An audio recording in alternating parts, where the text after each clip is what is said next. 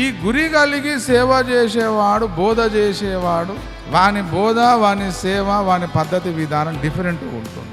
ఈ గురి లేకుండా బోధ చేయడం, సేవ చేయడం, వాళ్ళ విధానం పద్ధతి టోటల్ వేరేగా ఉంటుంది. ఎట్లన్నా చేసి నాకు అప్పగించిన మందను, నాకు అప్పగించిన వ్యక్తులను పరిపూర్ణులుగా చేయాలి, సంపూర్ణులుగా చేయాలి అన్న గురి కలిగిన వాడు, వాని సేవ, వాని బోధ వేరే ఉంటుంది.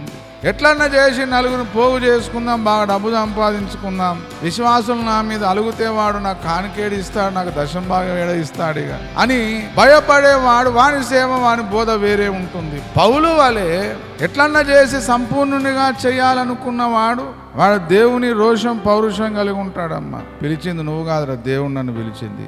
పోషించుకుంటాడు దేవుడు, పరీక్ష పెడతాడు, అవసరం ఉంటే పస్తులు ఉంటాను. కానీ నీ కానుకకు, నీ పదవంతుకు నేనెందుకు ఆశపడే దేవుడు ఆకాశ పక్షుల చేత ఏం చేసినాడు?